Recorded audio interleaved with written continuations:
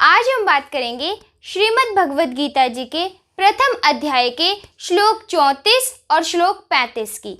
जैसा कि मैंने आपको पहले श्लोक 33 में बताया था कि किस तरह से अर्जुन भगवान श्री कृष्ण को यह बता रहा है कि जो सामने युद्ध की इच्छा से अपने प्राणों को भी त्याग कर देने की इच्छा से खड़े हैं वो उसी के कुटुंब के लोग हैं, उसी के नाते रिश्तेदार हैं।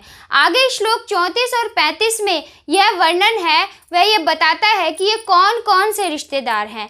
तो श्लोक 34 और श्लोक 35 कहता है कि आचार्य पितर पुत्रास्तथैव च पितामहा मातुला च शुश्रूषा पौत्रा शाला सम्बन्धिनस्तथा एतान् हन्तुमिच्छामि घनोतोऽपि मधुसूदन अपि त्रैलोक्यराजस्य हेतु किन्नु मही कृते।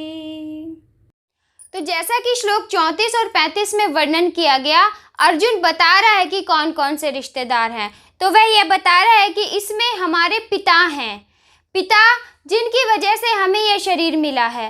कोई भी कारण क्यों ना हो, हम उनका वध नहीं कर सकते। पिता समान जो भी हैं वो हमारे पिता के भाई हैं, वो भी हमारे पिता के समान ही हैं। हमें उनका हर तरह से आदर सत्कार और उनके सुख की कामना करनी चाहिए।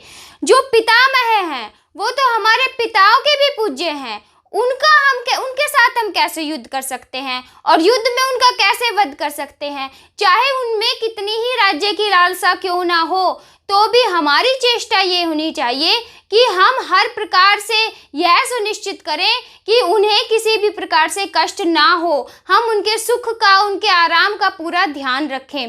इसके अलावा हमारे पुत्र हैं, हमारे और हमारे भाइयों के पुत्र, वो सर्वदा पालने योग्य हैं। अगर वो कुछ करते भी हैं, कुछ गलत भी करते हैं, तो भी हमारा धर्म यही है कि हम उनका पालन करें, क्योंकि हमने उनको जन्म दिया है। इसके अतिरिक्त पौत्र, वो तो पुत्रों से भी ज़्यादा प्यारे हैं, उन्हें हम कैसे मार सकते हैं इस युद्ध में। इसके अतिरिक्त और कौन से नाते रिश्तेदार हैं? श्वशुर हैं, जो हमारे और हमारे भाइयों की पत्नियों के पिता हैं, वे भी हमारे लिए पिता तुल्य ही हैं। साले जो हैं वो हमारी और हमारे भाइयों की पत्नियों के प्रिय भाई हैं, उनका वध कैसे किया जा सकता है। इसके अलावा मित्र हैं और मामा हैं, जो हमारी और हमारे भाइयों की प्रिय माताओं के प्रिय भाई हैं। वो भी हमारे लिए अपनी माताओं की तरह ही हमें उनका सम्मान करना चाहिए। तो किसी भी सुख की कामना के लिए, किसी भी राज्य की कामना के लिए हम इन लोगों का, इन नाते रिश्तेदारों का वध किस तरह से कर सकते हैं, यह तो हर तरह से, जिस भी तरह से विचार किया जाए, अनुचित ही होगा। और हे मधुसूदन, ये तो राज्य की बात है।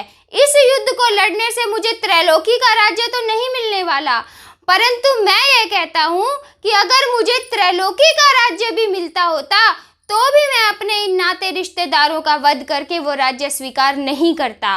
और मधुसूदन शब्द का प्रयोग इसलिए किया गया क्योंकि अर्जुन ये जोर देना चाहता था इस बात पे कि हे प्रभु, आप तो मधुसूदन हैं। भगवान श्री कृष्ण ने मधु नामक दैत्य का वध किया था, जिसके बाद उनका नाम मधुसूदन पड़ा था। तो वह यह बताना चाहता है कि आप मधुसूदन हैं, आपने दैत्यों का संहार किया है। परंतु इनको देखिए, ये आचार्य हैं, इन्होंने हमें शिक्षा दी है, जीवन जीने का रास्ता सिखाया है, अस्त्र शस्त्र शास्त्रों का ज्ञान कराया है। इनका वध कैसे कर सकते हैं? इनके लिए तो हमें अपने प्राणों की भी बलि इन्हें दे देनी चाहिए। अगर ये हमारे प्राण भी मांगते हैं तो हमें वो भी दे देना चाहिए। तो किसी भी परिस्थिति में मैं इनका वध नहीं कर सकता। और आप मधुसूदन हैं, आपने दैत्यों का संहार किया है, परंतु ये जो मेरे समक्ष खड़े हैं, ये मेरे आचार्य हैं, मेरे पिता हैं, पितामह हैं, पुत्र हैं, पौत्र हैं, मामा हैं, श्वशुर हैं, साले हैं और सब सगे संबंधी हैं। मुझे अगर त्रैलोकी का राज्य भी मिलता हो तो भी मैं इनका वध किसी भी परिस्थिति में नहीं करूँगा। और इसीलिए मुझे इस युद्ध को कतई नहीं करना, किसी भी कारण से यह युद्ध मुझे उचित नहीं लगता। तो ये भाव थे श्लोक 34 और श्लोक 35 के। आगे हम श्लोक 36 के बारे में बात करेंगे। तब तक के लिए नमस्कार।